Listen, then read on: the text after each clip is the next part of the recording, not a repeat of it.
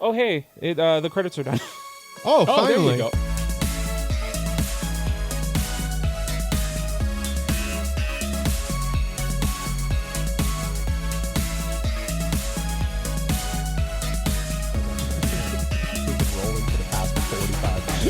We've been rolling.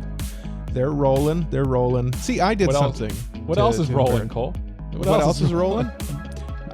Derailed my introduction. Mari Karambu Weebs. My name is Cole. His name is Mike. His name is Jay. We like anime, and this is episode 172 of AniPro. And on this week's episode, we are reviewing Jay's manga. He wrote it, actually, I think. He did. He wrote it and did the art for it. It's all credited to Jay Gardian.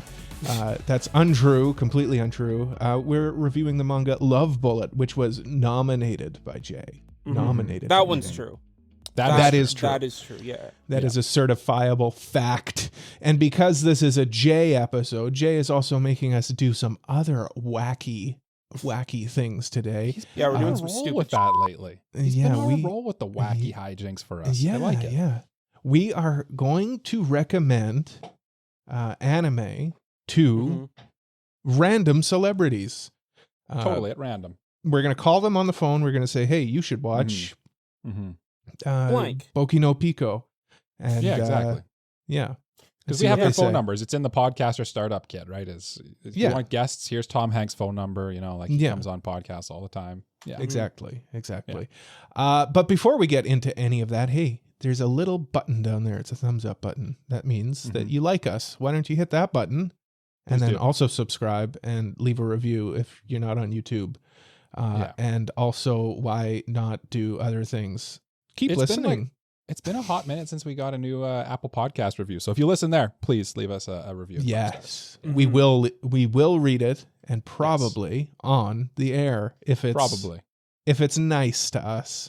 Yeah, if it's nice, we will read it. And if it's mean, we're gonna discuss We're it. still gonna read it. In panicked tones at 2 a.m. Yes, Off air. we will read it. We will treat it like a crisis, and then forget about it in a couple days. We're gonna treat it like a landmine. Yeah, we're all gonna text each other and be like, "Oh my god, did you see the new review? I can't possibly go on." Mike, Tear it all down. We're done. tear it all down. Mike, Yeah. tear this down. Why don't you tear down the walls between you and me and tell me what's that your walls? What the hell are you saying? Yeah. What's Cole, up? You're on a roll this week. What's up with me? I've just been doing two things. Still planning for the Tokyo trip or the Japan trip, right? Bought our Shinkansen. Shinkansen, I think. Shinkansen. I think it's Sen. Shinkansen. Shinkansen. Bullet train. Shinkansen. Yeah, bullet train. Bullet train. Yeah, I'm English. I train. can say the English word. Love bullet train.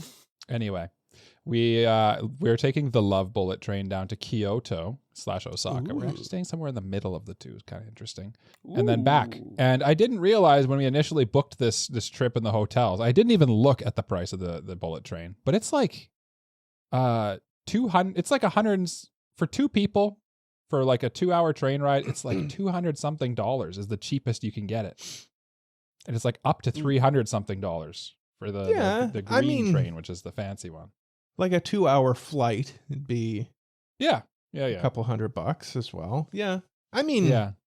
you think like, oh, it's just a train, but it's not No, just it's going a train. It's going bloody It's a bullet quick. And- train. It's a Yeah. fast train. Yeah. yeah.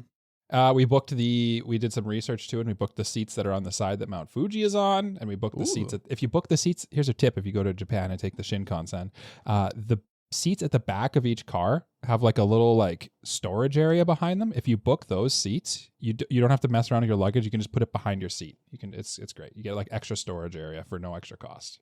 Nice. Probably 1% of the people listening to this will ever use that information. Well, the other thing that is new with me is I spent most of this week doing mental health first aid at work was the course I was doing. So that was a very interesting thing.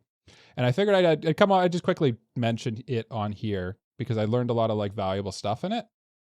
And I just want to quickly just say like, what do I want?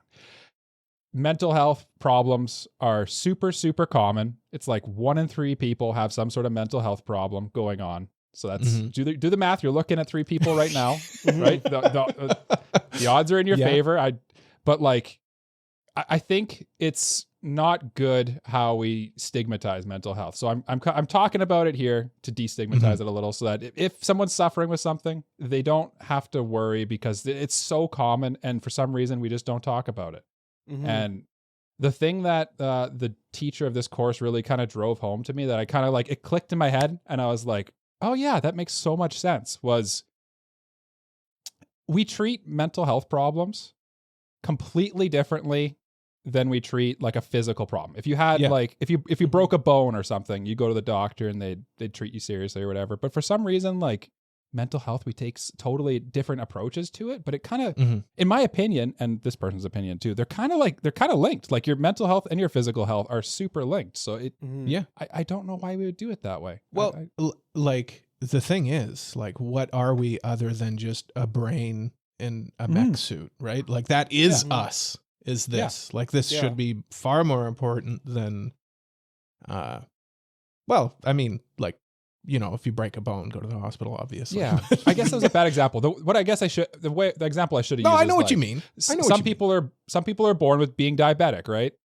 So they go and take insulin for their diabetes, right? Because they need it. Otherwise they'll die. Yeah. So some people are born with like a less serotonin or something, right? So like, why do we stigmatize? Why is it totally like publicly acceptable to have insulin, but like for some reason you're just like, oh yeah, I'm on meds for my depression or something, and all of a sudden now it's like, oh okay, you know, like that doesn't make any sense. There's more judgment to it. Well, Mike, I'm on fluoxetine. See? Yeah, I'm a big advocate of that. Like I think it's important. Like if you need help, go seek help. If that help can be administered chemically through a doctor, of course. Yes. do not self-medicate. There is no harm or shame in doing that. I think you'll be happier in the long run if you do that. I agree. And if you're going through something crazy, like, and you need help, like right now, 988, you can either text or call. It's a crisis number. And if you want something less serious than a crisis number, just Google warm lines. It's a thing that people can do where you just talk to somebody for 15 minutes and they'll talk you through whatever you're going through. Anyway, I kind of sideswiped my co-host with that heavy conversation right off the start of the episode. So I'm going to take this like super easy transition ball, and I'm just going to take it. I'm going to hand it to my friend, Cole. Cole, you don't ever get to go second, so I'm gonna. He doesn't ever get to go second. This is true. No, I don't ever get to go second. Mike, that's totally fine. You can hijack the episode for that. Like I said, big proponent of it. I think all three of us are very important. Yeah. What am I doing? I am doing stuff. I'm doing a replay right now of Tears of the Kingdom, and I popped it in, started playing it, and I'm like, oh my God, this is this is what real games are like. This game is incredible. Oh my goodness, gentlemen, those Zelda games, so good. Everything they put into it, all of the everything's so tight, everything's so responsive on the Switch.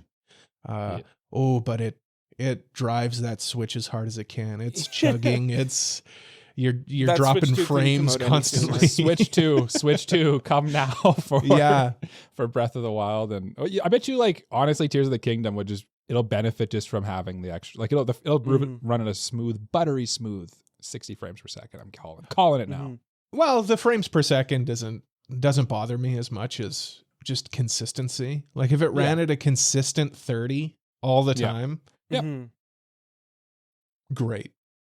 Yep. Even though it doesn't, I still say great. It's just the Switch is such a weak console, such a weak machine that if there's a lot going on the screen, it really chugs. I mean, it's 8 years old, so like it's an old console. It's an old console on an older engine as well, because it's the Breath of the Wild engine as well. And they just added like millions and millions of physics objects in the game. That game is still honestly a marvel in in design, like how the hell did they figure out how to put like everything together so they can like fuse and stuff like that? Yeah. Yeah. Like, and not like just through a menu, but like it's like instantaneously between multiple different objects, and you can do it with literally anything. Yeah, it's crazy. Yeah. I just think it's so cool too how like we've had this discussion before that like when you ask people what their like best video game or favorite video game of all time is, like so often a Zelda game is at the top of that list for so many people, or near the top. And like it's just neat to think like this one franchise is just like so universally beloved, and like you can genuinely have an argument about like this game is the greatest game of all time. And it's like, oh, which Zelda game are you talking about? Yeah, which one? Yeah, yeah. It's also it's also kind of Jay. crazy that like Zelda's a yearly or it's an annual release game. Like it's a series that has a new game every year, which is weird to think about. But like Zelda? ever since like I think like 2016 or something, there's been a new Zelda game every year. I'm looking this up. I don't believe you. Really? I don't. Yeah. Yeah. Obviously that includes like spin-offs and shit like that. But yeah, there's been one every year. And like normally when you think of like yearly releases, they're just kind of like those trashy dump series that just kind of like they throw out onto the market and whatever. But like everyone's good. Jay, you're onto something here, because this is like truly an absurd. I mean, it's not quite. I mean, they put out something yearly, but I'm looking at like here's the last three from 2017. Breath of the Wild, obviously. Yeah. Mm-hmm. In 2023, they came out with Tears of the Kingdom, and then Echoes of Wisdom in 2024. Yeah. So there then was the Link's Awakening. Yeah, Link's Awakening was 2018. Skyward Sword HD was 2021. Mm-hmm. Both the HD remakes or whatever. I think there was also Hyrule Warriors in 2020 or something like that. Yeah. Wikipedia is not being a very easy source to run through this list. So like that's crazy. I hadn't thought about that. Still though, I'm waiting and hoping and praying for Twilight Princess remaster. I feel like that's Switch. Probably the next one. It's got to be, right? I hope so. The rumors right now are Breath of the Wild, and like I get it. I can see it. I like that idea, but like it's not even 10 years old, you know? Like it's to remaster it. My issue with it is like the game's already going to be playable on the Switch too, because of backwards compatibility. Yeah. Let's get Majora's Mask remake. Well, you can play Majora's Mask on the emulation. Yeah. Oh, that's like true. You can't play Wind Waker, and you can't play Twilight Princess. I think those are the only two you can't play. Yeah, and those are like two of the best ones. Well, I mean, two main story ones. Yeah. Wind Waker's my favorite Zelda game. It's my favorite game. So I mean, like, wanting to be able to play it. If I could play it on the go, man, I'd be a happy camper. Oh, yeah. And Twilight Princess is like it's the one that gets away on me. Like, I just want to play it. I love that. I love the story of Twilight Princess. Mm-hmm. And the thing is, like, I feel like the Wii specifically and like the art style of Twilight Princess, it definitely like would heavily benefit from a remake, I would say, or like a remaster. Yeah, like I mean, the one on the Wii U looks really good. Yeah, but I think they wouldn't. I don't know if it'd be just as easy as just a port. I think they would have to do like a Skyward Sword HD situation. Yeah. No motion controls, Nintendo. Well, just do the GameCube version. Exactly. Yes, exactly. for sure. Yeah, because the motion controls on Skyward Sword, I have the game. I had to stop because it's motion controls generally not very good. It ain't it. More miss than hit usually. More miss than hit. Speaking of hitting, Jay, hit me with what's up. Walls? I've been playing my Final Fantasy 16 lately. Oh, have you? Have you? And it's been really good. And have you beat it yet? Beat it. I beat it today. And when? I'm just kind of when did you beat it? Oh, hey, the credits are done. Oh, finally. There you go. Oh, yeah. So you beat it like Literally, as you started recording. I beat it because I was playing it, like, I started playing it, like, maybe 2 hours ago. Mm-hmm. Thinking, like, okay, this final boss, it's going to be an hour at max, and then I'll be done. Jay, my sweet summer child, you forget cutscenes, especially in Final Fantasy games. Yeah. But I was thinking, like, okay, this boss is going to be, like, half an hour, then cutscenes are going to be the rest. Yeah. No, it was a long boss fight. Yeah. How sweaty were your hands by the end, and how dry were your eyes? Very. I was worried. Because, like, that game is very mashy. So, like, I was like, did I break my controller just from all the mashing I was doing? Jay's got stick drift on his PS5 now. Confirmed. Yeah, for sure. Yeah. 100%. But that game, the one thing that it does super well is its boss fights are so cinematic and they look fantastic. Like some of the fights, I just like kind of had to go like, oh my god, this looks he amazing. wept. That's like classic Final Fantasy stuff, and I really need to play 16, honestly. But like, I don't know when I have 70 hours to devote to a JRPG right now. So that's fair. The one thing I will say about 16 that's like kind of a negative is like the side quests are kind of super MMO-y. Oh, where it's just like go collect 3 pig butts. Fetch quests. Yeah. But that's kind of a Final Fantasy thing, if I'm honest. A little bit. The new style 7, ones. Yeah, like 7 and like remake and whatever. It's kind of the same thing. Like, go do this and this and this. Go find the chocobo in every single region because we hate you. And actually, like, Cole, you're right. They all make you do that. I'm thinking back to like Final Fantasy X even. Yeah, it's like always like you have to go do this. You have to go. And it just takes like an hour to get between the 2 points where you pick the 2 things up. Mm-hmm. But it's not even that. It's just like, there'll be like 50-second quests, like go find this, and then you go fast travel, you go grab it, and then it teleports you back to the quest giver. And it's like, so okay, I'm done. That's not satisfying for anyone. No, so it's like, what was the point of that? Yeah. And literally then like, just like busy work. And then like there are some that are like, here's this very important story thing that you would have missed out on if you hadn't done it. So like you have to do them all to make sure that you get the story stuff. And it's like, but some of them are just like collect 3 pig butts and then teleport back. So like, how do I know which? Those are plot crucial pig butts, Jake. Yeah. Speaking of 3 pig butts, thank you for watching AniPro. Yeah. Really appreciate it. What's your final rating on the game though, Jake? I'd probably give it like, I'm gonna go AniPro rating here. Yep. I'm gonna say I'd consider it. It's fun. Okay. It has a good it has good combat, and I think the plot's good. It's just like I feel like it's padded out by some of its side quests a little bit. Yeah. That's fair. So, some of them just kind of get a little bit repetitive and things like that. So if it was a little bit more streamlined, I'd probably like it more. Okay. Yeah. So when can I come borrow it though?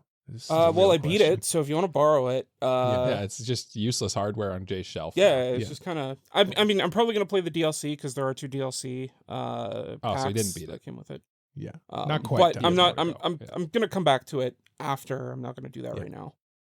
Speed run when, Jay? Oh God. Speed run only 48 hours. Yeah. Just like in a week, the Summoning Salt video of Jay Gardian getting the world record comes out. Yeah. Yeah, I was trying to think of the Summoning Salt music, but I don't think I could audibly make that noise. Let's see. Apparently, speed run. The fastest you can possibly beat this game, Jay, is 7 hours. That's pretty fast. Yeah. That's pretty fast, actually. Fast. That's insane, though, that there's like, that's the speed run, 7 hours. Yeah. I'm sure that's basically probably 5 hours of cutscenes. Yeah, it took me 2 weeks to beat the game, and that's mainly just because I was doing so much, like every single side quest in the game. Yeah, that's the thing. I'm looking at how long to beat, and main story, no side quest, is about 40 hours, and main plus extras is about 60 hours. Completionist is 80 hours, so... Yeah. That's the fun thing with JRPGs, though. You can kind of build your own experience. If you want more, there's more. Yeah. Oh yeah. I should go take a look at my PlayStation Network and see how many hours Jay has in it. I'm curious. Well, it's kind of accumulating right now because my PS5 is still on. Mm-hmm. Yeah. The timer's running. Yeah. Now we get to judge you though, because it took you way longer than it's supposed to beat the game. Yeah. That's true. It did. Yeah. Well, no, that's good, Jay. I'm glad that you and I are both playing very fun video games. Mm-hmm. And Mike is Going to Japan. I don't know. Going to what the Japan hell and being Mike's doing. preachy, I guess. I don't know. Yeah. Yeah. Jay, what are we doing now? Yeah. So look, we read a manga about Cupids. So like, what if we played Cupid, but like with anime and the people and our targets were celebrities. Okay. All right. Okay. So like we're getting celebrities to fall in love with anime. Okay. By recommending them different. For the record, I am electing to be like a traditional Cupid, not a love bullet Cupid. I want to be a tiny little naked baby boy with a bow and arrow. Yeah. With like a heart-shaped bow and arrow, okay? Just for the record, I have little wings on my back. They're very adorable. Okay. Yeah. I want to be the Oppenheimer of Cupid. I want to drop like an atomic nuke, like a love nuke on my celebrities. But Oppenheimer just like designed it. Yeah, he just. Yeah, I'll regret it. Yeah, like that's what I mean. Like I'm gonna regret the invention of the love nuke. And I'll live the rest of my life like in like regretting that I did that. Okay. And that's what I'm like. That's how I'm coming into the like. I've made this conscious choice to do this. To live your life with regret. I'm choosing to come up with a scenario in my own head where I am living the rest of my fictional life with regret. Yeah. Again, this is what I choose. This is what you chose. This is what I chose. This is what I chose for myself. Yeah. Jay, how are you approaching this? I'm just gonna be a love bullet Cupid, just so we can cover all our bases. There you go. Okay, we got everything. Right. We got everything. Yeah. And I just picture Cole as like super edgy too. Like he's just No, just kind of like, regretful. Again, by choice. Again. By choice. Yeah. Yeah. Okay. So who's going first? What's the order here, Jay? So let's do AniPro order. So let's start with Cole, since he's so ready to drop that nuke. Yeah. I am flying. I don't know. Who are your team rocket blasting off here? Yeah, I'm 80,000 feet or something like that in my B-52 or whatever. And Bombay door opens. And my target for this good old Canadian boy, I'm going Ryan Reynolds. Oh, okay. Yeah. Okay, so Ryan Reynolds, like, of course, like all I can go off of is like the movies that they're in. So what's Ryan Reynolds like famous for? What's his famous movie, Jay? Deadpool. That's correct. Deadpool loves. That's not what I was gonna say. What were you going to say, Mike? Waiting. I think that's what it's called. Yeah. You're gonna go with Waiting. Yeah. Okay. All right, Mike. 2001 I'm called. old. Yeah. 2001 called, and they wanted to tell you something happened in September. Wow. Oh, dang! That it. No, it's 2005. 2005. Okay. Great. All right. Good. Well, they're warning. I'm you only. then. That's only 20 years ago. Yeah. Anyway. Okay. Yeah. Old so speed run. Deadpool. I mean, it's a comedy. It's kind of meta comedy, break the fourth wall kind of thing. So like, Jay, come on, meta comedy, breaking the fourth wall. What do you think? What do you think I'm going to recommend to? Well, Ryan it's your recommendation. Why don't you? I know, but us? I want to know if you and I are on the same wavelength. Oh well, like I think I know what you're talking about. Are you talking about Gintama? I'm talking about Gintama, Jay. I'm talking about Gintama for Ryan Reynolds. I've said it. Okay. We say it all the time. It's like anime Simpsons, and I think it's very clever. It's good. And it's well respected. I feel like I would be happy recommending that to somebody. I can, but regretfully so. Yeah, regretfully so, because you've ruined his life, because now he has to watch all of Gintama. Mm-hmm. But like, because it's gonna take him a while, and he's a busy boy. But like, I feel like I can picture him at like enjoying that style of humor that Gintama has. Honestly, like it makes sense to me. This recommendation makes sense. You've and like in the manga that we review later, like the love bullet only works. The love bomb only works if like the guy's receptive to it already, right? Yeah. I think this is a good match. And perhaps like Jay, you like everybody who loves Gintama was like caught in the like fireball of the love bomb.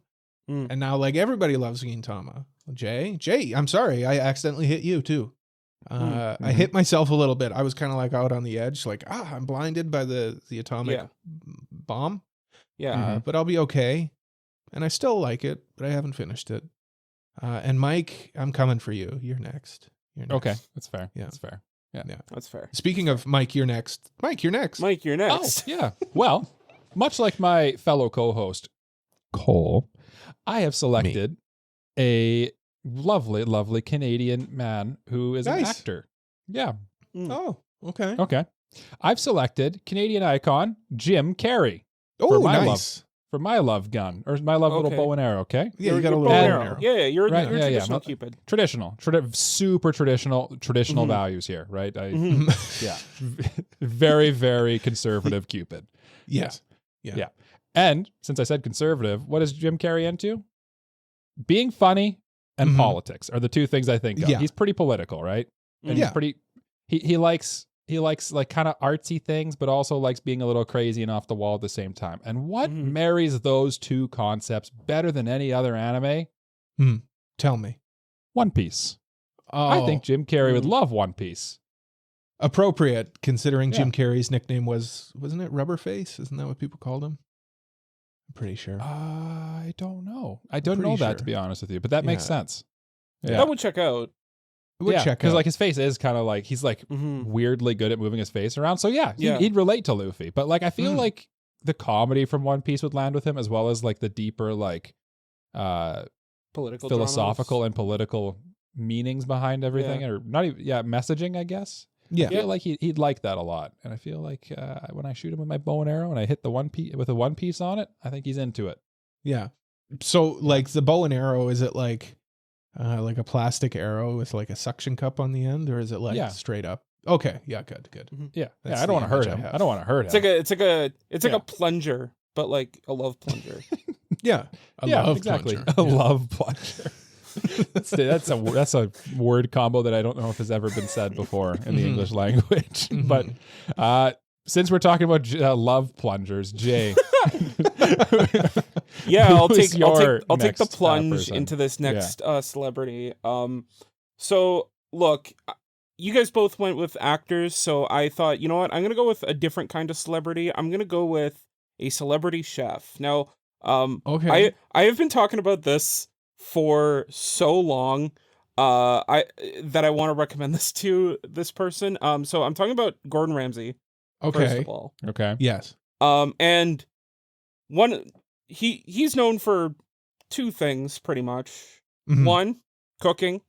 Yeah. And two, cooking competitions. Okay. And I see where swearing. you're going with this. And getting angry and that. But I want to recommend Food Wars to Gordon Ramsay. Yes. Very good. I mean, yes, he'd probably be a little bit weirded out by the ecchi bits, but at the same time, like the food and the concept of shokugeki itself, I feel like would be very interesting to him. From a perspective of, you know, where like how he does things with his cooking and his cooking competitions, that like I feel like he'd enjoy it. Yeah. You're right up his alley. I think that's on base. I think I can just like picture in my head the like Gordon Ramsay reacts to Food Wars or something scene. I feel like how has that YouTube video not been done already? Let's do it. Yeah, let's do it. We're gonna do it. Let's call him up. Yeah. Again, he's in our Rolodex of numbers that we get when we start a podcast. My turn. I'm also going with a super famous person that everybody definitely knows. Okay. Lots of people do know this person. They're just not quite as famous as like Ryan Reynolds or Gordon Ramsay or Jim Carrey. I'm going with Patton Oswalt. Are you guys familiar with Patton Oswalt? Yeah, I feel like I think so.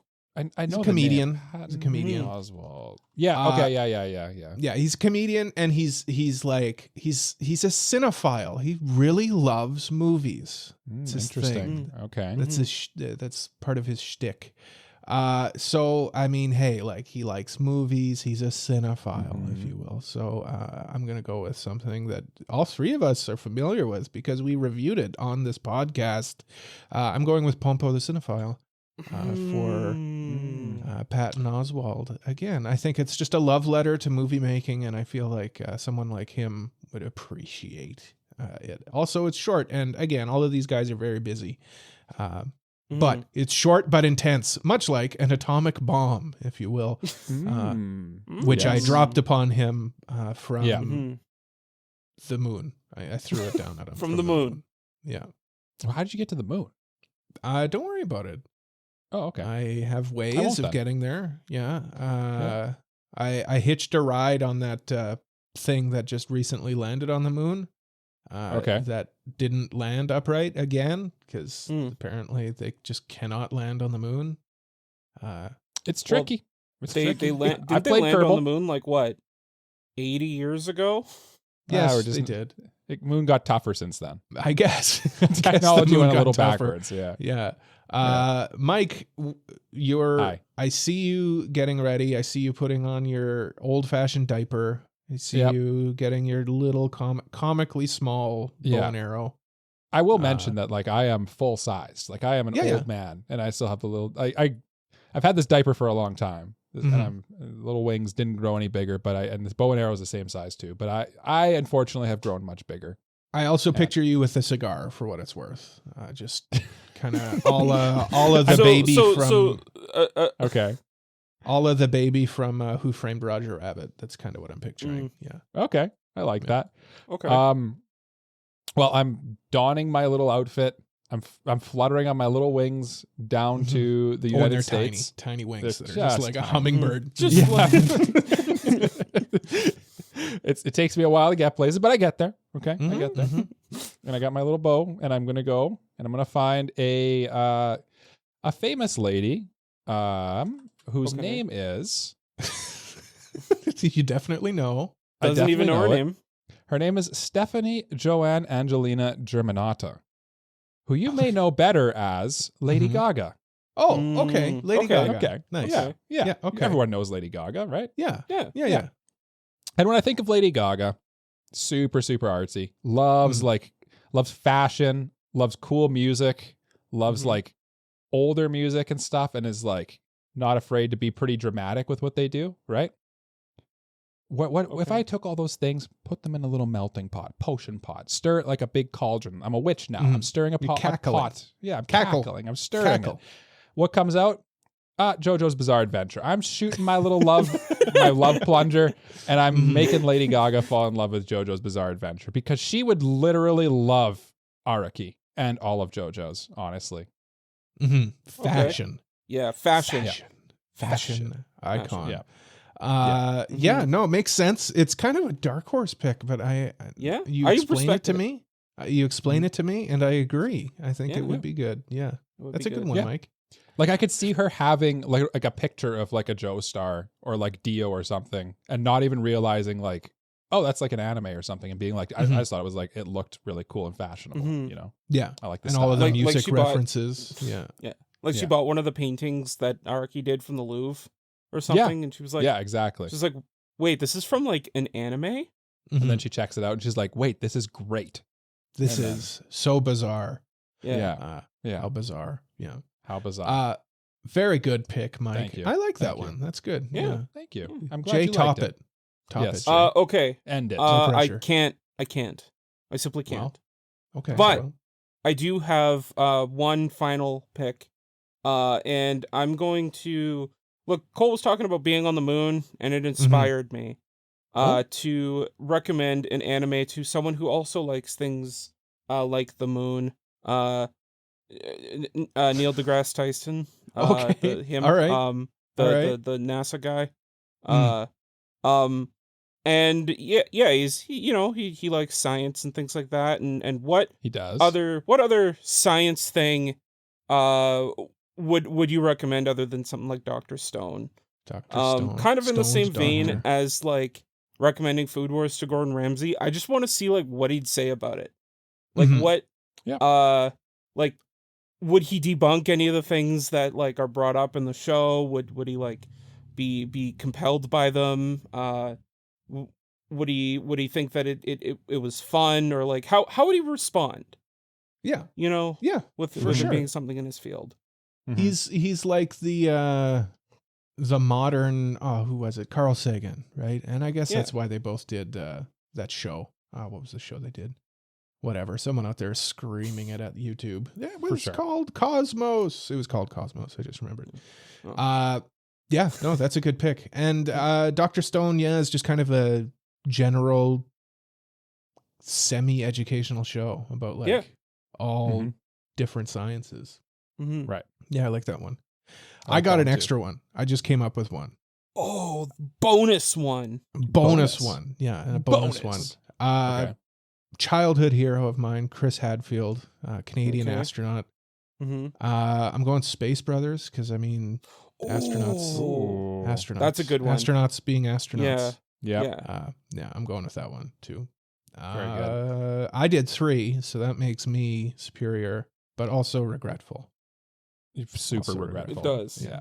It makes you powerful, but also like regretful in your powers. Yeah, like I've unleashed this power on the earth, and I will regret it for the rest of my days. Yeah, that's what happens. True. That's what happens. Yeah. I'm gonna pull an audible here, and I think I'm gonna just push the mailbag back to the second half. Okay. Yeah. Okay.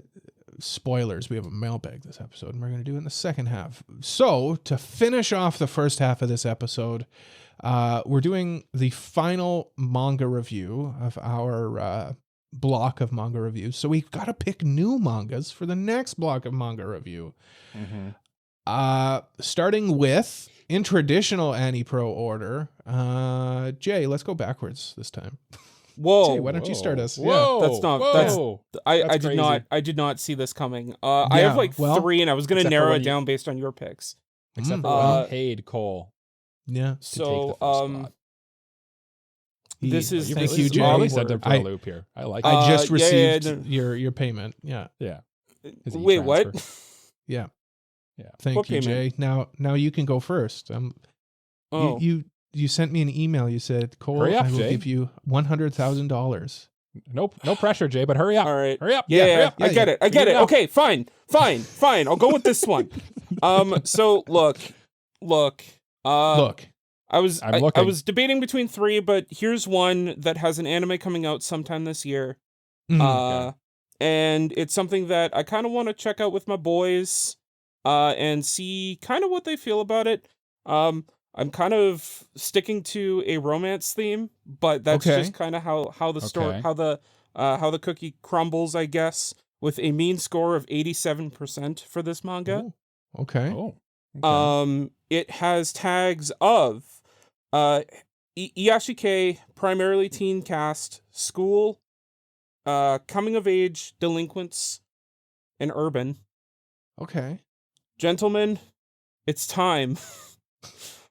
I'm gonna force the two of you to read a manga that I'd been recommending for quite a while now. That is The Fragrant Flower Blooms with Dignity. No, he's doing it to us. He's doing it to us. No.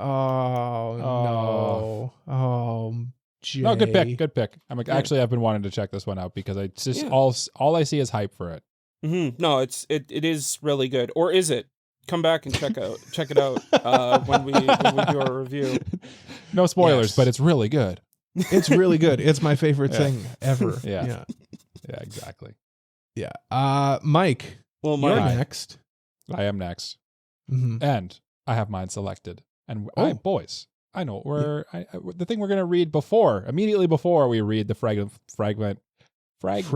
flowers bloom with dignity will be a little manga that recently got a new trailer put out, actually. It's coming out again. It's an anime's coming out this year at some point, I think summer. And the manga's name, I'm not going to beat around the bush anymore. It's Gachiakuta. Let's go. Oh, yes. Jay's been trying to get people to read this for like 24 days, and it's been a long and arduous 24 days. So we're going to, you know what? In approximately 60 days, we will read this manga together, and we will talk about it together. What it's about. Jay, do you want to tell people what it's about roughly, very quickly? Well, it's your manga. Yeah, but you've read it, so. Okay. So basically it's about this boy named Rudo who gets kicked off of the floating city that he lived in because he gets accused of a crime that he didn't commit, and plummets down to the trashy garbage heap of a land below, where he must now survive in with a group of people called the Cleaners, and unravel the mysteries of like how what happened that caused the crime that and also how to get back to the floating island. Sounds cool. Kind of gives me like Sabakui Bisco vibes a little bit, kind of like zany, dark a little bit. Sounds fun. I think in its style, it's definitely very Sabakui Bisco-esque. It's also by different story, though. It's also by the official successor to the creator of things like Soul Eater and Fire Force. So if you like stuff like that, this will have kind of that same heart. And then also just like one of the coolest power systems I've seen. Or we'll is talk it? More about it when we get to the review, Jay. Don't tell them about the sweet power system yet. But that's what I'm making us read. We have one more host. We've got an order of like most important to least important. So Cole, tell us what we're reading next. Yeah. Again, filled with regret. For going backwards this time. You know what? I'm not filled with regret because I pulled an audible as you guys were Cole's been pulling a lot of audibles this is not Gachiakuta was not the manga I picked. So same. But because you guys both picked manga that are being adapted, to maintain my superiority, I am picking a manga that's being adapted next season in April. Dang. Which is, like this manga review will air next season. That's exactly. Crazy. God, you're so smart. And not to like hype myself up too much. No, you would never do that. Like we also reviewed a property from this mangaka, but in anime form. Okay. But now they've got a manga as well, because that anime that we reviewed was based on a manga that this person also created. Okay. Can you tell me which one that was? Like, I'm curious. Well, it would give it away. It'll give it away to Jay. It was it was a manga, or it was an anime about like girls going camping, and it was really laid back. Okay? Oh, I know. Okay. I don't want to like give it away. Yeah, don't give it away. Yeah. But that laid back anime about girls camping. Exactly. Yeah. So again, next season there's going to be a new anime coming out, and it's going to be about girls like in a photography club. Okay. I read some of the first volume. It's really cute, but this one's like a 4-koma manga, which is a little bit different than how Laid Back Camp was. For us. Let's review Mono. Let's review Mono again. Not the disease Mono, but the manga Mono. Yeah. Let's quickly review Mono, the disease. I'm going to give it 1 out of 10. I would not recommend. What's the scale we're reviewing it on here? Because like on the I don't want it scale, 10 out of 10.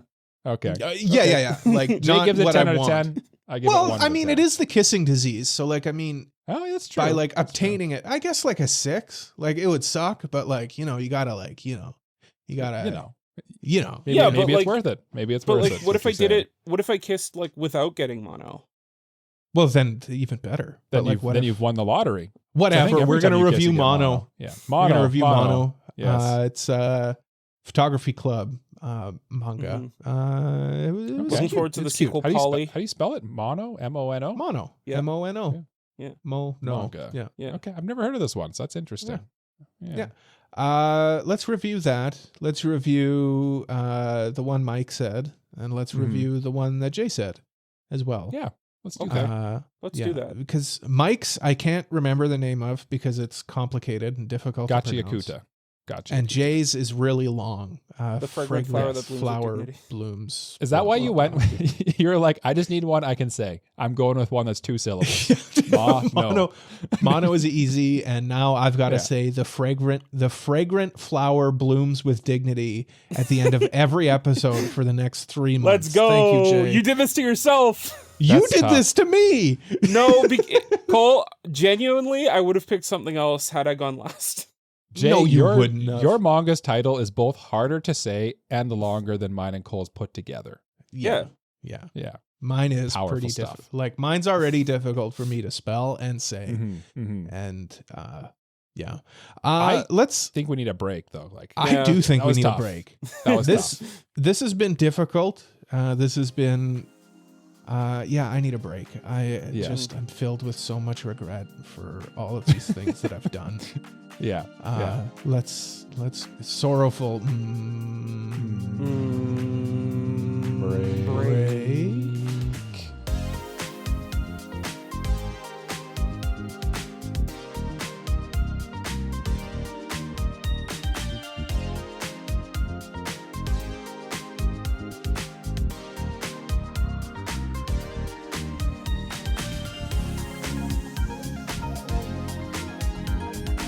Time for a quick break, but don't go anywhere. We want to tell you about some ways you can supercharge your AniPro experience and how you can be a part of keeping the show alive. Our Patreon is your gateway to early access of episodes, as well as monthly bonus content you won't find anywhere else. Plus, your support on Patreon helps us cover the cost of producing the podcast. If you want to hang out with the hosts, our Discord server is always buzzing with discussions about everything otaku. We'd love to see you there. Links in the description. And finally, if you're digging the podcast, please, from the bottom of my little weeby heart, rate and review us. It really, really makes a difference in helping spread AniPro around the world and helps us achieve our goal of world domination. Now, that's enough of my babbling. Thank you for listening, and let's get back to the episode.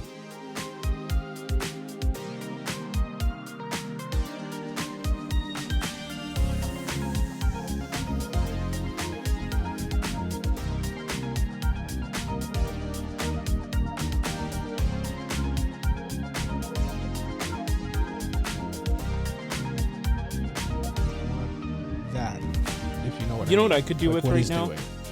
What's that? A meatball sub.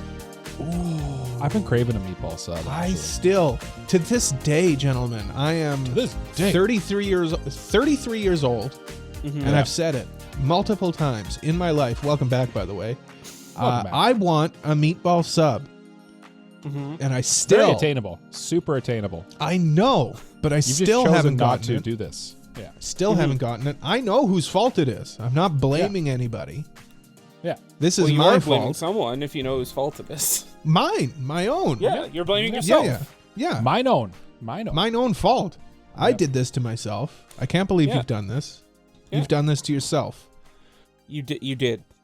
We have You a did. drop for that, but I Yeah, don't want we to do find have a it. drop And for I that. don't want to play it. Okay. We have a drop for Okay. something else, though, if you guys are curious about it. I am always a very curious person, so please I know, enlighten Mike. me. Naturally curious. It's time for the mailbag. It's mailbag time. If you got a mailbag question, you can send it to us over at our website, AniProPod.com/mailbag, or at our Discord. This one comes from our Discord. It's also a patron priority mailbag. Wee woo. Wee woo, Wee wee woo. woo. Wee woo. This one's from Mogmog, and they have a question. It's a two-parter, actually. Okay, let it rip. What is a Beyblade. show? What is a show after rewatching you liked more? Followed up promptly by what is a show after rewatching you liked less? Let's start with the more. I feel like that's the more diplomatic answer, and then we'll get a little bit more spicy. Okay. Mike, what is something after rewatching it you enjoyed more the second time? Famous for rewatching stuff, Michael, by the way. I had to look through my Annie list because I was like, dang, what if I even watched twice? Like, Mhm. I actually was like, not sure. And there's like there really wasn't much, guys. So I'm pretty limited here. So, but I did find two. I did find one for most I liked more when I rewatched it, and one I liked less when I rewatched it. Good. The one I chose for liking more after rewatching is Princess Mononoke, the Ghibli film. Nice. I Good feel pick. like the first time around, I was like, oh, it's a good movie. Mhm. And then the second time around, there's just something about it, like when we watched it for the review, and like I really kind of like locked in and really like, instead of just kind of backseat watching it, like kind of casually watching it, I was watching it for a review, so I had to pay a little extra attention to it, take it a little more seriously. And I found that doing so made my enjoyment that much more great for this one, and it's truly like an all-time great film. It's so good. Yeah. 100% agreed. And that rewatch definitely helped. Yeah. Good pick, Mike. Thank you. Yeah, no, for sure. It's a rewatchable film, I think. Yeah. Jay, what about you? What was a show you liked more for after me, rewatch? this is a show I watched while it was airing, and then like a couple years later I went back and rewatched it as a binge, and like there was something about the binge that made me enjoy it more, and that's Erased. Okay. Yep. Yeah. I liked Erased when it first came out, but like there was something about rewatching it that really made me appreciate it all the more. Maybe it's because like I knew everything going in, so like the mystery aspect was removed, and like because because the idea of like, oh, this mystery was too predictable was kind of like I kind of accepted that like I got to appreciate the aspects of it that were strong, like the drama and stuff like that, which I think Erased is. It's more of a drama and a thriller than a mystery. Yeah, the mystery of it is pretty not mysterious. Yeah. No. Yeah, you know what's happening from minute one in that one. Yeah. And I think the other thing too, that's the word. I think Erased actually is better as a binge too. I feel like that's like it's almost like one of those shows that people all binge nowadays, and it's like almost tradition that nobody remembers a single character's name from that show. Yeah.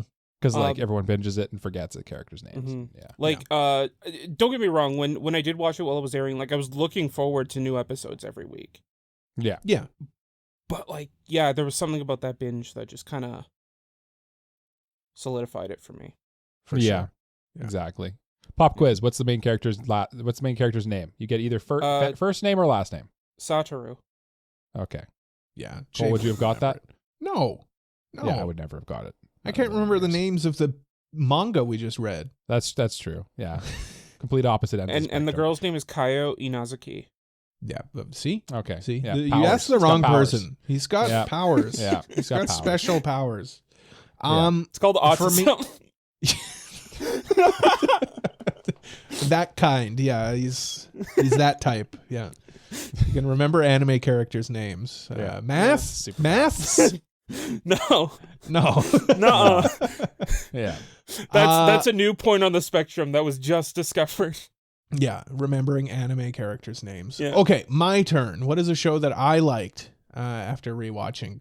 I went with one. Listen, I am, again, speaking of spectrums, I am the complete opposite spectrum of Mike on this one. I rewatch stuff. Heavy rewatcher. Lots. So I could have picked a bunch of stuff. I'm going with one of my favorite anime ever. I'm going with Sound Euphonium because I remember enjoying it the first. I've actually only rewatched it once. But now that it's complete, I think I'm due for another rewatch for the whole series. But when I watched it the first time, enjoyed it. It was really good. And then on a whim, I started it and I couldn't stop. Like I just binged it over the course of like 2 days or something like that. It's so good at like hooking you in and pulling you along this story. It's one of my favorites for a reason. Easy rewatch. And I liked it even more when I rewatched it. And I'll probably like it even more when I rewatch it again, Michael. I believe you. Now, I what's also a show? believe you for what it's worth. Thank you, Jay. What's a show that you didn't like when you rewatched, Mike? Well, I didn't not like it. So the question is, which one after rewatching you liked less? And I decided to keep it in the Ghibli film here realm. And I went with the Ghibli film Howl's Moving Castle. I felt like the first time I watched it, I was along for the ride. I was having a little more fun with it. But on like a rewatch, it was kind of just like the now, like when you rewatch something, you kind of gain more. You have more clarity on it. Like you kind of you have more insights into it, and you can kind of like take more time to notice either the good stuff or the bad stuff. I find, and like you kind of appreciate it a little more, right? And I found that Howl's Moving Castle, it just kind of like the rewatch just kind of amplified the problems it has with its like plot and pacing and stuff like that. So I still really like it, but it definitely it went down a tier for me on a rewatch. So yeah. Interesting that like that is based off of like Howl's Moving Castle. I think is not like an original story to Ghibli. No, it's based on a novel. Yeah. Interesting. Yeah. Jay, why don't you say something interesting? So for once, kind of like Mike's. Oh yeah, I guess that's true. Honestly, fair. I don't say much interesting. So why don't we skip me? And Cole, you can redeem yourself though here, Jay. yeah. Now's your chance. Let's see. So like Cole's or like Mike's first pick. This one you guys, you listeners, kind of got to experience in real time. Me, kind of turning around on. Okay. I think I know. Enjoying less. The most obvious answer. Yeah. It was a 10 out of 10, and now Still it's a 10 is. out of 10 in my heart. Yeah. And that's Guilty Crown. Yes. Yes, he did it, ladies and gentlemen. It's the most obvious answer in the world. Yeah. Again, uninteresting. So why don't we just skip? It's the correct answer, Jay. It is. Mike and I were struggling, and you're like, no, I got mine locked in. Yeah, he's got his. Yeah. But we've only seen it once, so. Yeah. No, that's true. That's true. But you guys didn't enjoy it the first time as much as I did, so. That's true. Jay got a layup for this one. Yeah. Yeah, I struggle to know, like, obviously, or I do think, like, there were some points in the show that, like, I get why I liked it when I was younger, but, like, there are some points where I'm like, what was I thinking? Oh, that's brutal. Yeah. You know, and like I said it when we did the review, like a part of me died while watching that show for the review, because like that illusion, the rose-tinted glasses were shattered. Yeah. I got to see it for what it really was, and it's tough. It's not as good as but it still holds a special place in my heart because of that experience. So yeah, I get it. Yeah. I mean, like you said, 10 out of 10 in your heart. I think it's a 10 out of 10 in all of our hearts. Yeah. Just for what it is. Yeah. For what it is. 10. You know? 10 out of 10 go into the comments section and just comment 10 out of 10. No, 10 out of 10. Absolutely no context behind the comment. Just 10 out of 10. So that every person who watches this episode of AniPro in the future is going to wonder, why are they saying 10 out of 10? Yeah, because they think that this episode is a 10 out of 10. Yeah. It's not that good. I'd give it a 9. Yeah, it's not that good. Oh, now I get it. No. Yeah, after rewatching that I liked less, I'm going with something I think similar to Jay. It was something I watched back when like I was just taking in so much anime. So when I watched it, I was like, this is it. This is peak. I'm going with peak. Tsukigakure, actually. Still really enjoy it. I still really think it's good, but it's not peak, I would say. I love you. Well, obviously I don't watch the dub. No, I know, but like whenever I can't not think it's about famous that. for that dub reading. Yeah. It's a very good show. It's rated a 78, and I feel like that is appropriate. Like it's a good solid show. It's a solid romance show. But I would rather watch Toradora. I think Toradora is better. It's just better options, eh? Yeah, it's just better. There's just better stuff for the romance than this one. I think. Still enjoyed it, so. But we've got to talk about a manga here, Jay. This is your manga. What are we reviewing this week, Jay? Well, we went into my wrinkly old brain, and I popped out a manga for us to review called Love Bullet. This is a manga that released in I believe it was 2023. 2023. What? 2023. Yeah. And it's by Ine? Ini, I think. Ini? Ini. Yeah. Ini? INEE. Mm-hmm. Yeah. I'm thinking Do with that what you Ine, will. but whatever. We get it. We get it. And Jake. on We get AniList, it is the number 1 highest rated of 2023, which kind of says a lot. It's about a girl named what was her name? Koharu? Koharu, yeah. Koharu. Yeah. Koharu. Who after a certain set of circumstances wakes up as a Cupid. It's kind of more like a modernized Cupid, so instead of a bow and arrow, they use a gun.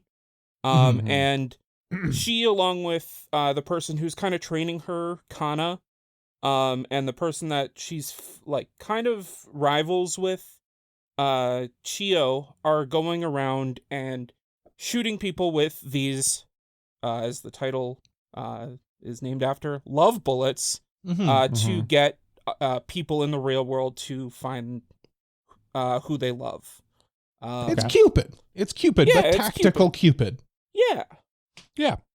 With and with through that, like, girls. we get to see, like, some interpersonal connections, and like Koharu kind of like figuring out, like, okay, who would be a good match for this person, blah blah blah blah blah, and stuff like that ensues. Yeah, no, I feel like that's a good synopsis. It's just like maybe what I would add is just like what the Cupids are, because basically they get turned into a Cupid if they die without ever having fallen in love, and then they have an opportunity to become a Cupid. Cool concept. Yep. I would say. And like in the back of one of the fan translations of this, because it's not translated in English officially, by the way. They actually like point out that the Cupids are oh dang, where was I going with this? I lost that as I was saying it. Cole, what did you just say? We were talking about like how they get turned into Cupids. Yeah. Yes. Yeah. I still forget. It's okay. Oh yeah, I don't know. It'll come to me. It'll come to you. Yeah. Let's maybe if we talk about like comparisons and recommendations. Maybe, but it's already been jogged. So the author said basically like this manga started off with like they had the idea of like what if like they're actually designing for VTubers, and they had the idea of a concept of being like a modern day Cupid with a gun. And then they didn't end up selling it to any VTuber. So they were like, oh, I guess I'll write my first manga about that. And here we are. Here we are. Yeah. This is their first manga. Interesting. Yeah. Okay. Comparisons, recommendations. Jay, why don't you lead us off this time? Yeah. I feel like this manga is very similar to like a magical girl story. Oh, for sure. So like Mm-hmm. if you like any like traditional magical girl thing, like even like Sailor Moon or something like that, you'd probably enjoy this. Yeah, I feel like that's fair. It is really kind of that modern take on a magical girl, like but not as dark, whimsical, and not dark, I guess. Like nowadays, the rewriting of a magical girl is Madoka Magica, right? Yeah, like, you make it be this dark. Yeah. Where this is like it's certainly got emotional elements to it, but it's not like dark, But I feel like, and we'll get into this with the full on review, but like the emotional bits aren't really dark. They're more like they draw melancholic. They make it less than just a Saturday morning cartoon. Yeah. Right? A little bit more mature, more nuanced. Yeah. Yeah. Mike, what about you? What are you what would you say? I get the magical girl recommendation because it definitely fits, and like honestly, this is kind of a hard manga to think of a comparable for because it's pretty unique, honestly. But like for something about it kind of just reminded me of Land of the Lustrous, and I think it's just maybe like the art style of it mixed with the fact that like the main character kind of sort of it has like a goal that they're not really quite sure of what's going on, and they're a little like amnesic a little bit. It just kind of it doesn't line up one to one, but I feel like maybe if someone likes Land of the Lustrous will like this because there's kind of like that sort of philosophical, mythological type stuff going on. but it's like bubbling below the scenes a little bit more than okay. Land of the Lustrous, right. I would say. Yeah, Land of the Lustrous, I think, wears that inspiration a little bit more on its sleeve, the Buddhist references and stuff like that. Yeah. But yeah, I mean, yeah, I think that's good. Kind of echoing off of what you said, this is such a unique manga. It's a tough one. Yeah. And it's very difficult. I actually have to look at the list of recommendations just to kind of give me something to give you a starting point. That's usually what I'll kind of look and I'll be like, one I agree with most. Yeah, I mean, for the whimsy of it, you know, like it is kind of a whimsical. It's kind of got like those emotional elements to it a bit. I'll go with Witch Hat Atelier, I think. Yeah, I think that's I think Witch Hat is probably on another tier to this one. Like this seems a little bit more, like, I don't want to say pedantic because like that comes off as like me dunking on it. I'm not. Like it just like Witch Hat Atelier feels like a classic in the making. This feels like a manga, you know? Do you know what I mean? No, do you know what I'm trying to say without saying it? Without spilling the beans? It's not in the same stratosphere, I wouldn't say, as a Witch Hat. Yeah. But I would say like if you liked Witch Hat Atelier or if you liked Love Bullet, you'll probably, I think, get something out of the other one. I can see that for sure. Yeah. Yeah. And like the art styles kind of line up too. Yeah. A little bit. I mean, not nearly. Anyway, yeah. Yeah. Well, I mean, that could lead us right into kind of our thoughts on it. We could talk about the art, just leading us off. Like, what did we feel? Like, what did we think of the art in this manga, Mike? Like, I enjoyed the art, but I feel like the problem I had with the art in this one, I don't want to start off on a bummer part, but it just sort of, it seemed like I had a hard time because I had a hard time telling the characters apart in this one more so than I normally do in manga.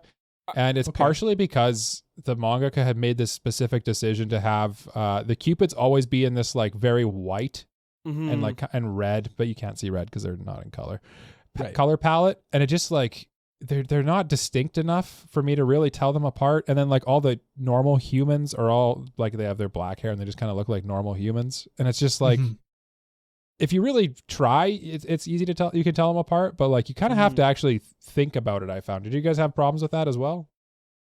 I feel like the designs themselves were unique enough. I know what you mean. Like the fact that all of the Cupids kind of have the same general like design elements. Yeah. White hair, red eyes, tactical uniforms. But like, I feel like the actual designs of each one of the girls is unique enough that I didn't get confused. I think personally. Okay, that's good. In terms of the outfits and like the design of like the Cupids themselves, I think that like it looked cool, modern, and like lack of a better term, even though we've been using this term throughout the whole episode, unique. And I think that like it really suits the aesthetic of a Cupid that would use a gun, and I think that it looks good. Though that said, and I'll kind of talk a little bit more about my thoughts on this in a little bit, but I kind of understand where Mike's coming from when he said he couldn't tell characters apart. There was something that happened in the manga that made it easier, and that made it easier to follow, but just like starting out, it was a bit rough. Yeah, a lot of the characters do kind of have same face. I'll give you that. Yeah. Same face and like the white hair, and really, they're unless you have to really look at their outfit, that's really the only thing that could really differentiate them from often. I found, but I'm almost a smooth brain when it comes to this. So I will say, like in general, I do like the art in this. Like I find it's quite clean. It's neat. So that's kind of what I was getting at when you said like this was their first manga. Like this is for this being like somebody's debut. I feel like you can't really ask for much more. Yeah. In a debut, this is super clean. The character designs are really good. Maybe they've got experience in character designs if they do like VTubers and stuff. Yeah, I think they're like a established artist, but maybe this is their first foray into manga. Because I'm like looking at their Pixiv right now, and there's quite a bit here. Yeah. Well, even then, like, not to play my hand again, like the writing in this is pretty decent too, I think. Yeah. Okay.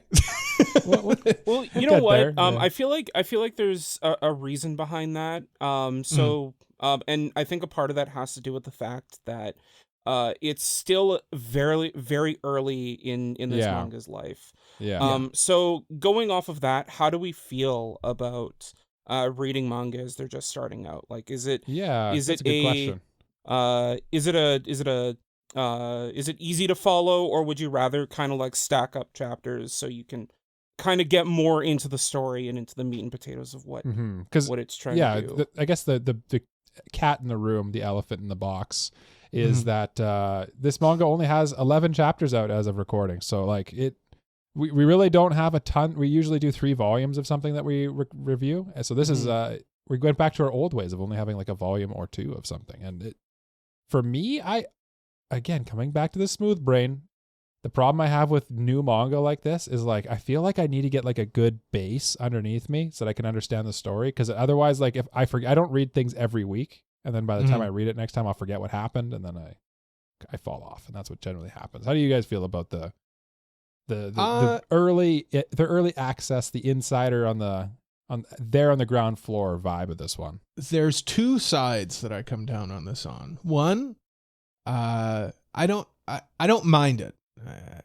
This is coming at it from the lazy manga reviewer. I don't mind it. I have less to read. That is true. Yeah. But for a more serious answer, the manga has to put more of like an emphasis on trying to get me in those first few chapters. If it doesn't, hey, I mean, that's kind of on the writing, right? If it does, then that means that it's probably more likely to be genuinely good, I think. Do you know what I mean? Does that make sense? Yep. Yeah. What about you, Jay? And I kind of agree with that. Like I think like if you need a lot more time to kind of get into a story, then you're probably just not into it. Like really all a story needs is one moment that'll make you go, I'm in.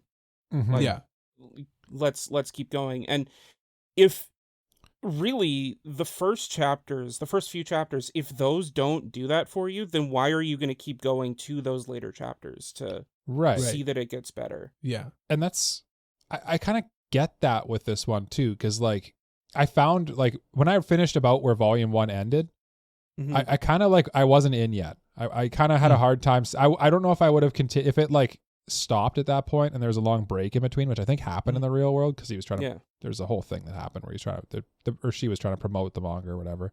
I don't know that I would have continued, honestly. I feel like the first volume was not super strong, but then it like picked it up in the second one a little bit. Okay. Yeah. So I think if I would have got into it earlier, I guess is what I'm saying. Like if I would have started when this only had 5 or 6 chapters out, I would have had a much different opinion on it than I do now after having read basically the up to 11. So yeah. I mean that, and like I don't think there's a wrong answer with this one. Yeah. Like how do we feel about it? I think the thing is indifferent. There's pluses and minuses for either one, right?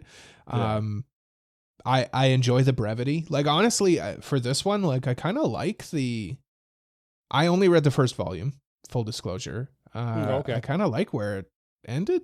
Like even if that was just like the one shot of this kind of like melancholic story of like love lost and all of that stuff. And it kind of like I felt satisfied at the end of it, but if I wanted to, I could continue.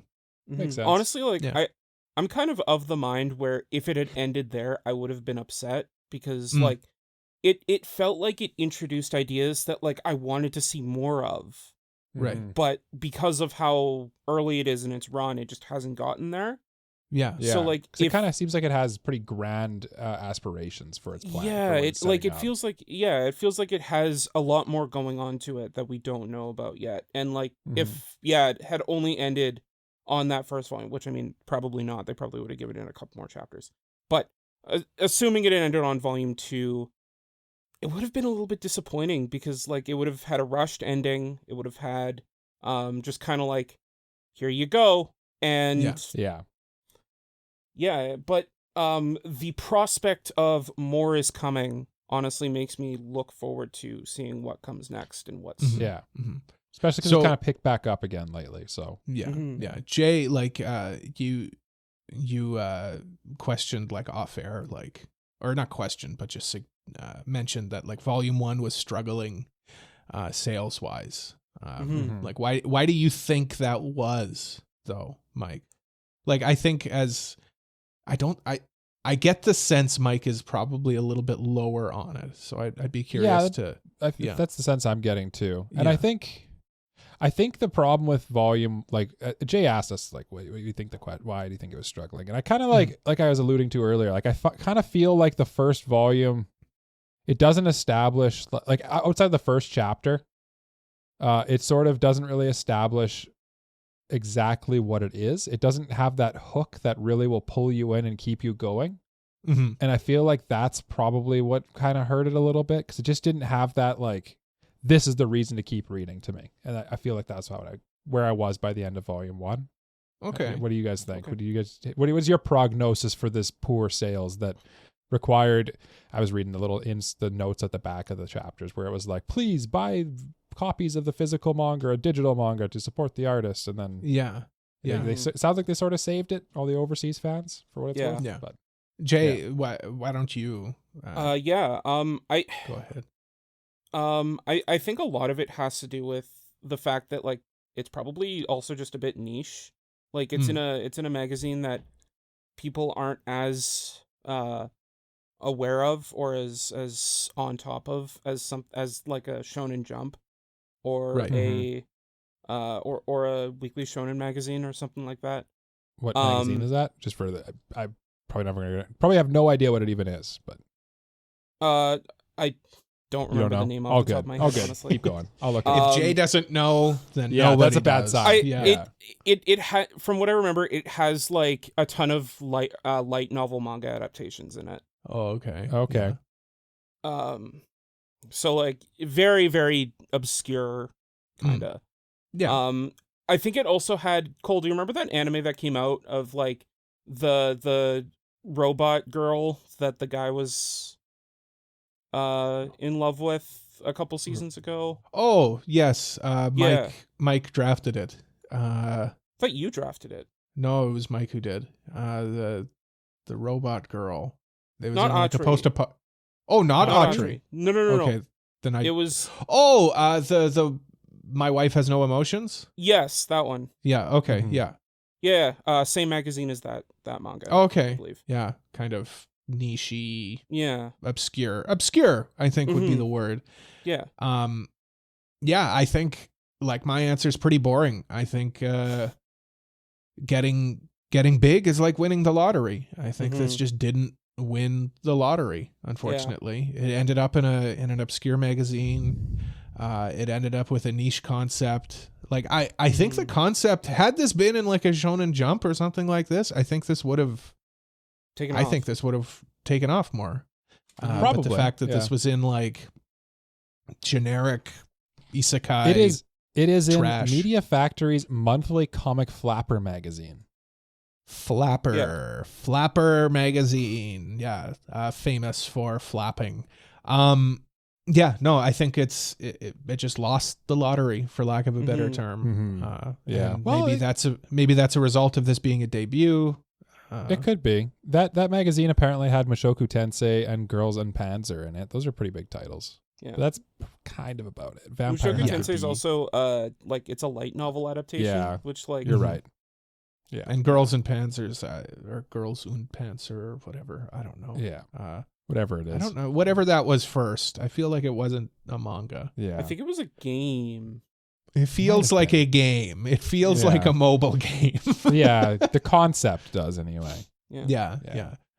Speaking of concepts, Mike, excellent segue. What do we think of this concept of love bullet? Do we like this idea? I'll lead us off because I'm high on it. I really think this is a cool concept. Super unique, super interesting. It's not something you would see. Tactical cupids. Cool, right? Everybody likes tactical stuff. And B, like the whole like concept of the cupid being a person who died young, who never fell in love. It's very interesting concept, and that they can be reborn if they earn enough karma by getting other people to fall in love.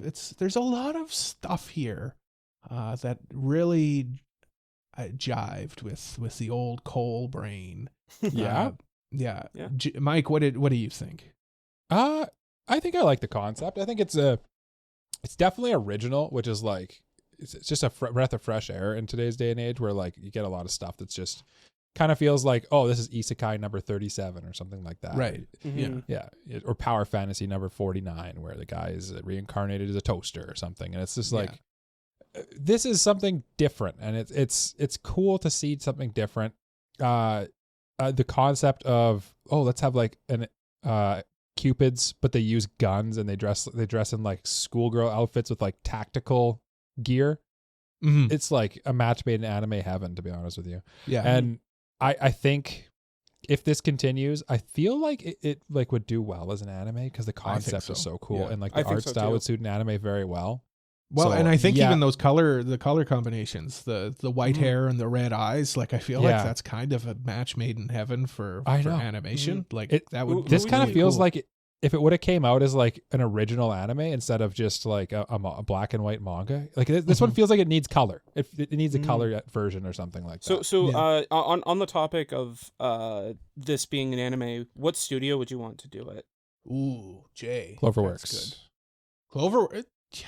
Jesus, Mike, why do you do this to me? You do this every time. Yeah, Cloverworks.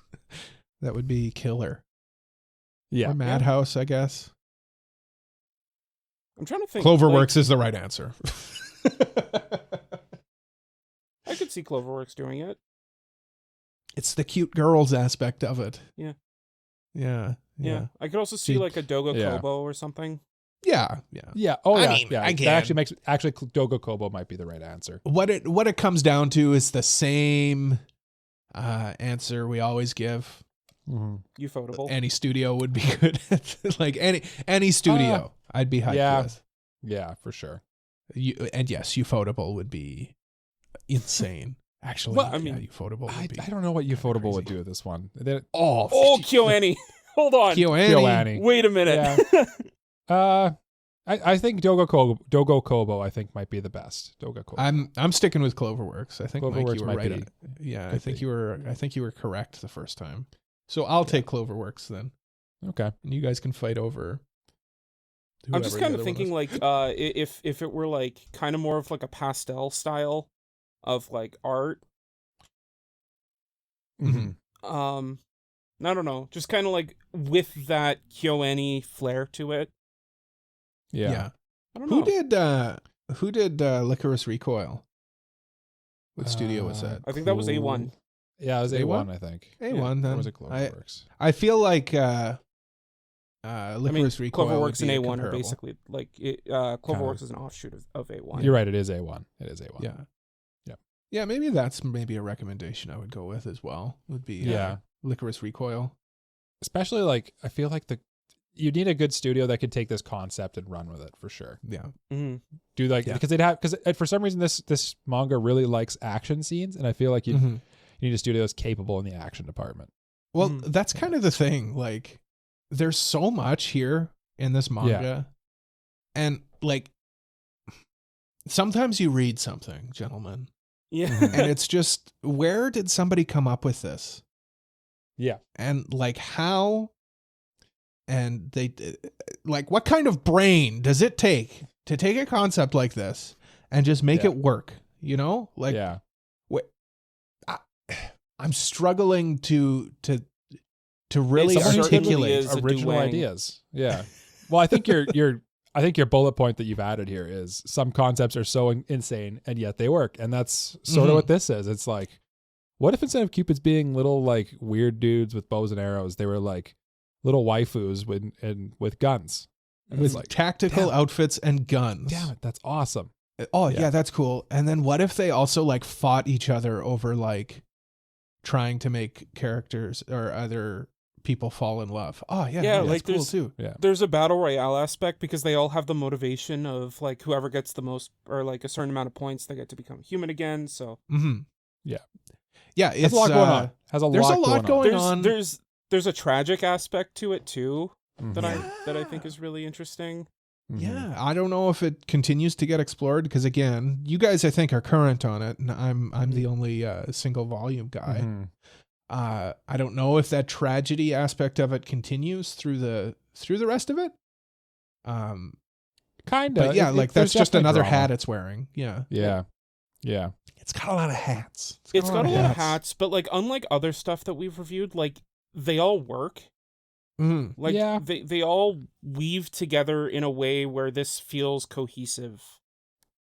I would say so far anyway. I feel like it's set up a lot of stuff, and its true determination will be in the next 20 chapters how it pays and I mean off. at the same time, to be fair for it, it's only 11 chapters in, so that's right.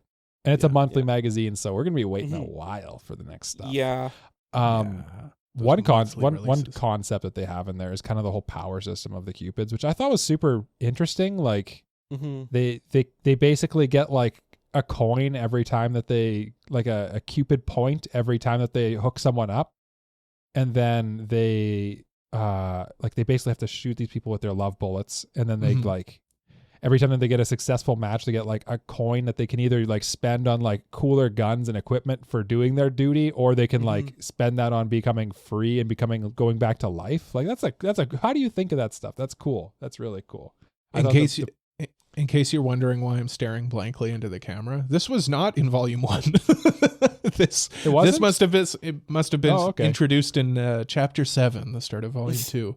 Volume 1 was basically just chapter 0, which was basically just an introduction, and then the whole arc about main girl and her, like the person who had a crush on her before she died. Oh, okay. And that's where volume 1 they dive more into the Cupid dynamics. So maybe this was a bad question to ask you because I thought you also read up to chapter 11. No, and that's okay. Like it's not a spoiler, right? Like again, these are all introductions. I don't think there are real spoilers in this that we can go over in this review because like it's so early in its life. Yeah. Okay, well that's interesting because I was going to like you asked the question, what are our thoughts on the power system of the Cupids? And I was going to be like, they have different kinds of guns. That was oh no, like in the second volume she like uses a drone that she bought, and she said it costs like basically the equivalent of 30 kills or something like that, or 30 hookups matches. I call them kills, but they're 30 matches. Yeah. And they get there's like a love grenade and stuff like that. Oh, I thought you read because like when you said you had a love bomb, I thought you saw like the other equipment or whatever. But yeah. Oh no, no, that was just a happy coincidence.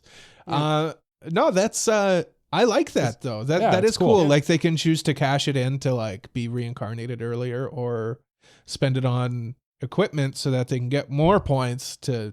Oh no, I like that. That's interesting. Yeah. But you did mention chapter 0. I think Jay did or you did. I don't remember who did.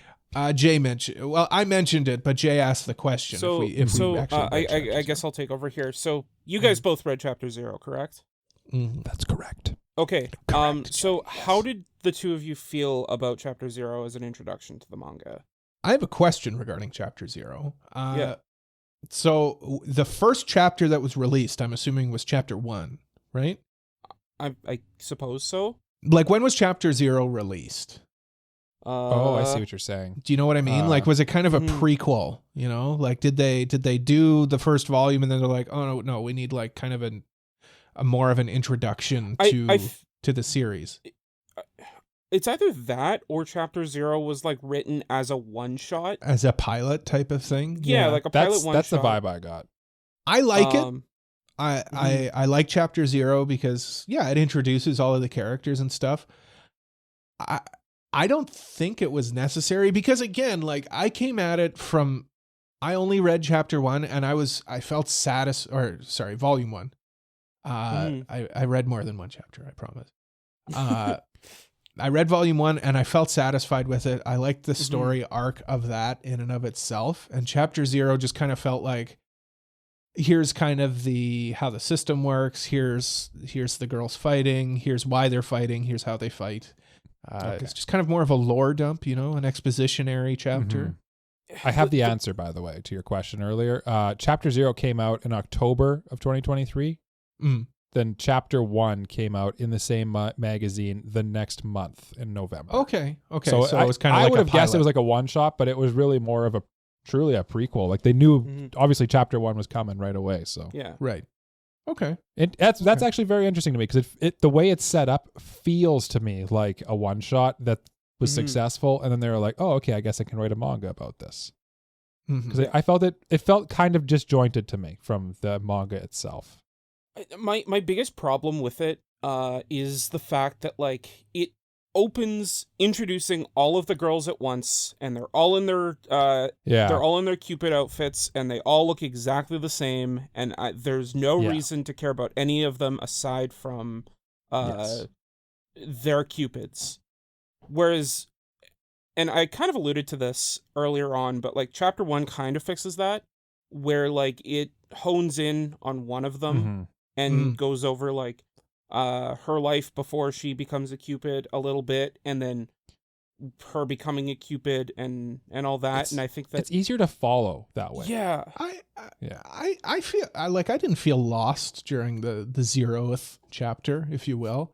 Like, I felt like the characters are introduced, the two, like, the main character you get a sense of. She is somebody who's actually taking the time to, like, figure out who the target is most interested in. She's kind of meek. Like, you get a sense for that main character. Like, it's not like she's samey as the other ones. It's not like they're all just fighting, Well, like, the thing is, like, I only really got a sense that she was the only one figuring out who it was amidst all that chaos of, like, who's and at that point it's more like, I don't know who any of these characters are, so I don't know which one is right or who to follow or what. You're supposed to follow the main character. But I feel like you don't know that when you're just starting. Like, who is the main character when you the one who's being like the one who's getting that character. But how do I know that the moment I open the book? Because she's the one who's getting the character development. But they all like that's the one you're following. How do you know they that all are? Paul Atreides is the main character? Because that's the one you follow. But the movie starts with just Paul Atreides, right? Like, in this one, it just kind of opens and there's just a chaotic scene with a bunch of... I'm on Jay's side with this one. I felt like I didn't have a good reason to care about anything that was happening in that first volume. I don't know. When chapter 1 started, it, like, went back and then it got better. Yeah. And I think I like it when it got to chapter 1 and kept going from there. It's just chapter 0 for me wasn't a good introduction to the manga. In hindsight, going back to your earlier question, Jay, I bet you chapter 0 probably also contributed to people not being as into this, because they probably checked out chapter 0 and maybe had the reaction that you and I did, and maybe were like, oh, I'm just confused. I don't have a reason to continue this, and then just didn't continue it, Also, Cole, did you go back and read chapter 0? Or did you I read it first. Like, that's why I'm confused at your confusion. Like, it wasn't as smart as you, Cole. That's the problem. I don't want to say that. Yeah, but he's saying it. Conceited. He's thinking it. Yeah. I genuinely don't understand the confusion. This is Cole's Hime moment. Yes, exactly. In IRL. No, but, I don't know. Like, I got a sense of who the main character is based on she's the most sympathetic character. You could tell who the main character was, but it's not like there was like any real, other than the things mostly followed her for the, like, in that initial bit. You didn't really have a reason to care about her or anything that was happening in that scene. Well, you care about her because she cares. or the people around her. Like, the people are. I agree about the people around her. 100% chaos, and it just didn't really do anything for me. The other three didn't matter. I was kind of more interested in the three and like seeing how that, how they were affected by the love thing and who was going to be the one that ended up being the partner for the girl. Okay, but when this inevitably gets an anime, the volume chapter 0 will be an episode in the middle of the series. I can tell you that much. It's going to start with chapter 1 because chapter 1's a much better intro to the series. Oh, 100%. As a chapter itself, I think it's fine. Yeah. Just like as an introduction. As an introduction, I don't think it's a great introduction. I would have enjoyed it a lot if it was in the middle, because really that's what this in the second volume this manga kind of turns into. Is it's basically like, what's their hijink this time? What's the scenario? But we should move on because I think we've all kind of made our points on chapter 0. I mean, we will agree to disagree, Cole. We will agree to disagree. That's fine. Okay, sure. Because we're kind of saying the same things, so let's move on. We're kind of arguing back and forth about. That's right. Were you guys expecting such a gut punch in the first few chapters? Since we're talking about the first few chapters, yeah. And I'm assuming that what you're referring to, and I guess this is like spoilers, but not really. The first volume. Yeah, like so. The Cupids we've already said are reincarnate. Like when you die as someone who never fallen in love, you can be reborn as a Cupid. And it starts off, and the main character like dies at the end of the first chapter. And you're like, oh, she dies after, like, she dies basically the moment somebody confesses to her. Yeah, and then she wakes up and she's a Cupid, and then they're like, okay, here's your first target, and it was the girl who confessed to her, but it's been 5 years. Yeah, so she's been dead for 5 years. And it was just all of the different like story elements to it. So like they've got these file folders, again, tactical elements, right? Here's your target. Here's like all of her information. Some details about like who they liked in the past. And it shows who she liked, and it says like that she liked the main character, and it said up until like that year. Up until 2024. And it was like, but I died in 2020. And it's like, and like, it doesn't outright say it, but like just that moment of realization that like, she kept loving her after she died. Yeah. Just like, yeah. Okay. When you initially sent this question in, or this thought in, I was like, I thought you were talking about the character's death. But the true gut punch is actually, I guess what I'll say first is the death truly hits you pretty hard, I guess, because it's like, not in an emotional way, but like, oh dang, didn't see that coming. It's very fast. It's also like very, very graphic. Fast. Like there's like you get to see like a steel pipe going through her.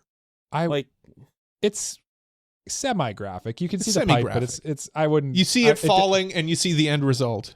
Yeah, but I mean, like in it's most, not like there's like in most manga or anime. Yeah. Well, I mean, in most manga or anime, you'll just like see like cut to black and they're dead.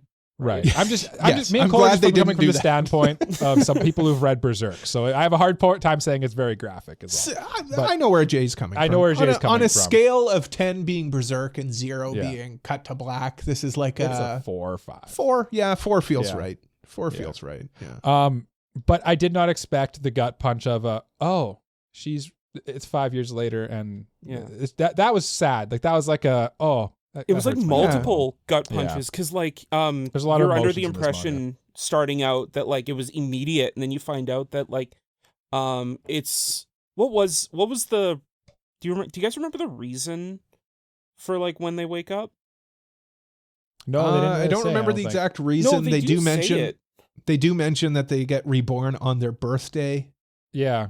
So it's her birthday as well. Yeah, but I don't know why it's 5 years. I kind of pieced together because it's like she fell out of love with her just before she woke up. I assume that like you can't be reborn unless nobody's in love with you anymore. That was just my kind of like headcanon on it. Maybe because it kind of like as good an answer as anything else. Yeah. Yeah. I don't remember them actually saying it though. But yeah, definitely not expecting that. Jay, your next point was, does this story try to rationalize the feeling of love? Why not? Yeah. So did you get a sense of like this? So I mean, isn't that what Cupid is? Isn't that the personification of love? Yeah, I wasn't but, sure like, what you were trying to get at with this, but, so like, maybe I need your explanation. Like, love to me, and if you think of love in a different way, What is love, Jay? Explain it to me. Jay, A robot. explain love to me. It feels less rational. It feels less objective. There's a subjectivity to it, and I feel like this story kind of treated love in a more objective way, where like the main character is like figuring out like, okay, who would she be a good match with? Like, Yeah. why? No, 100%. And not and more that than like just feelings naturally coming out of nowhere. Yeah. Which I feel like love is more. Oh, like, well, for sure. Yeah. But this is, right? again, a take on the Cupid story. Like, that's what Cupid yeah, is. Yeah. Again, this is a podcast. We have to discuss things. And I think that this makes a cool discussion. I get what you're saying, Jay. And I'd say in the first volume, it definitely does that. Where it's like, this person likes this person because they both like kiwis. And like, whatever surface level reason. But I think the second volume, with the stuff that it's setting up for in the last couple chapters there, with like the little field trip, I feel like it's starting to get into a little more complex love stories. Well, and I think that I don't think is a good way to go. I don't think it's necessarily the complexity or non-complexity of why someone likes someone, but like more the tactical aspect of it, right? Like love is something that just happens. Like you don't really realize why you've started to like someone. You just do. Well, yeah, you get shot by Cupid's arrow. You know? Yeah. Or both. And Cupid comes up and just blasts you. Just drops drops in the back of the dome. Drops that atomic bomb of love on you, and you're blinded by it. But like, do you get what I mean? Like, it's not something that like you can say like, I like this person, or like I fell in love with this person because A, B, and C. It's just like, just happened. Yeah. I mean, IRL, obviously things just happen. Yeah. I think there are moments that like I get like, okay, it looks like it just happened, but the way it frames itself, it feels very it makes the feeling of love feel objective, which is kind of weird. And I don't know if it's necessarily a bad thing, it's just a thing I noticed. I don't know if I noticed that as much as you did, but I kind of get where you're coming from. I'd say. I get where you're coming from, for sure. Yeah. And it's tough to like argue against without just saying like, that's just the story. That's just what it is. No, of course. Yeah. It's just like, it was just a thing that I was like, this is... It just popped in your head. It's not a bad thing. It's like a side effect of being able to see like behind the curtain, because you're kind of like technically seeing the people who make those random weird hookups happen, right? Yeah. And they get to see the matrix of why they work and why they wouldn't work, sort of thing. And from the perspective of the characters in the story, it is just happening, right? Yeah. They're people not getting aware. shot, you mean? Yeah. Yeah, the people who, like the girl who had the crush, Scar Girl. Yeah. Let's call her Well, Scar. Like, I just think like our main character, Koharu, in the first chapter, at the beginning of the first chapter, she sets these two people up because like she realized that like, oh, they already like each other. Yeah. Right? So like, fine, great. And then in the next one, she sets her friend up with this person, not because like she realized that they like each other, but because she thinks they'd be a good match for each other. Yeah, and, like, I think I don't know. I'm just kind of thinking like, why, like, what makes you have that say, I guess, instead of just like, they're licensed to make people fall in love, I guess. I don't know. Just they're a like thought James Bond, but love people. No, it's a good thought to have for sure. It's just, I kind of think, I think part of it's just like, it's a convenient part of the storytelling. It's a very philosophical question. I'm just missing. I'm missing the forest for the trees. But honestly, Jay, like, this could be a whole episode. I like this conversation, and I wish that we could like spend more time on it. Yeah. But it's the last point. I think. And just real quick to wrap it up, like they could do like a whole thing of like, you know, It turns out that whoever was running this, I think it was like the goddess of love or whatever, it turns out like she's actually evil and like that would be cool. Like if they start questioning their authority and why they have the authority to do it. Actually, yeah, that's kind of a cool concept. That's a cool concept. I feel like that's probably not where it's going though. It should though. Let's write our own manga. Let's write our own. Let's substitute this monster with our manga with our own. But let's write our own manga point. with blackjack and hookers. Yes. Yes. Yeah, I guess final thoughts then. Let her rip. Cool. Oh, God. Got him. I'm never the first to go. I know. Yeah, final thoughts. I liked it more than you guys did, I think. I liked the 0th chapter. I'll die on this hill. I'm not going to like go out of my way and be crazy about it, but for what it's worth, you guys are current. You guys continued reading it. I did not. I felt very satisfied with the first volume. I don't know. It's tough. I've got a lot of conflicting emotions on this manga. That's sort of how I feel too. Like I feel like I really don't know exactly. I know where I'm coming down on it, but I feel like I could go between many different scores in this one. Mm-hmm. Yeah. Like for my score. Now let me say my score and then I can kind of explain it. I'm going considering it. Okay. Mm-hmm. And where I'm coming at that from is I would consider continuing the old-fashioned way of doing this. And what I mean is I really enjoyed the first part and I would like to continue reading, but on the other hand, maybe I'm a little concerned of it not really living up to those expectations and not giving me that same high that the first volume did. Well, there's just no way to find out. I could continue to read, but maybe that'll kind of not like maybe it'll ruin it for me, right? Yeah. Like that's why I'm considering it, right? I would also consider it in the sense that I would consider recommending it to somebody. Mm-hmm. I would say read the first volume. It's short. It's 7 chapters if you read the 0th chapter. Mm-hmm. Nice and quick. Good art. Clean. I like the writing in it. Cool concept. Little melancholic. It's got everything you want. I'm going considerate. Nice. I think. Yeah. Nice. Michael? Very considerate of you. Thank you. For me, as I am not the one who nominated it and not the one I nominated to go first, I get to go in the middle. Yay, me. I'm going to go with this one. And yeah, we're running it long, so I'm going to keep it kind of short here. I'm going to basically say that I enjoyed this manga. I didn't have a hard time reading it. It's a very easy read. I did not really at any point get like this big like, oh, this is fantastic. This is wonderful. This is stupendous, this manga. I must simply find out what happens next. I never got that vibe from it. So I can't go tickles my jimmies in good faith. I can't obviously then go with a certified. So then we go to the other end of the spectrum. Is it would I have dropped it? Definitely not. It was an easy read. It definitely wasn't a Y either. So what does that leave? I agree. Consider it. I'd say that there's something here for a lot of people. If you want kind of a fun, semi-romance, semi-action romp, it seems like it's in there, and it has enough going on that I could see it developing into a very interesting story. At this point, it's just too unproven. I just don't know where it's really going yet or what it's going to do, but it is very promising at the start. So if anything we've said is interesting to you, consider it. Consider this manga. Jay?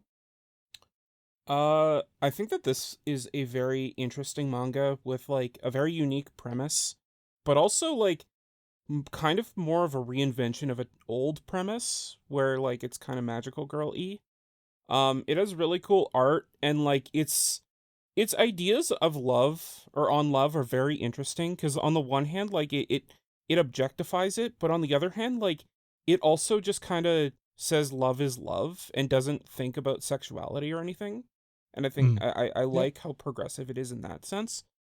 I do want to get to know more of who these characters are because right now, from what we've seen, it is pretty surface level. Though that said, like the first couple chapters did have a very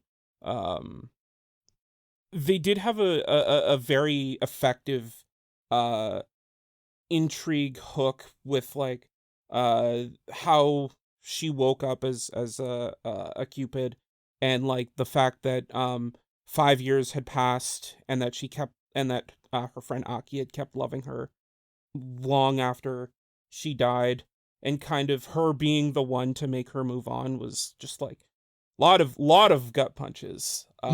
So like that arc was really good, and if it continues to be like that, I think that this would be really, really good. But it does have some things that kind of make it stumble a little bit. Like the 0th chapter kind of would suit better as a middle chapter, though good. I don't know if it's good as an introduction to the manga. But again, I would still recommend this to people. And I don't know. I'd still have to think about whether it would tickle my jimmies, but I'd absolutely consider it. Yeah. Yeah. Straight flush. The board. Yep. Straight flush for consider it. Yeah, I would. And I stand by it. I think that's a valid recommendation from the AniPro podcast. Yeah, okay. And it kind of fits like with our old think system too of people should consider continuing it too. So doesn't if we all think that we should consider it, doesn't that make it certified in a certain way? In a way. A certain way. It's a gold medal for consider it, I think. It's a gold medal for 3rd place, yeah. Yeah. Hey, we've got reviews coming up. Our next review is actually an anime about horse racing. Horse racing horse racing girls. We've got what's it called? Umamusume Pretty Derby. That's coming up. I think we're doing that right before you leave, right, Mike? That's right. For Japan, So enjoy it, and then basically once we're done that review, Mike's hopping on the plane. We've got our listener's choice, so get out there and vote. Beyond the Boundary, Log Horizon, and Aria the Animation. Vote for one of those 3. One of them is mine. I would prefer you voted for mine. Go back a couple episodes and find out which one's mine. But I mean, I'm not going to guilt you over it. I mean, you can vote for whoever you want, I guess, if you want to be like that, but it's fine. Our next manga reviews coming up as well. We've got Mono. We've got Gachiakuta.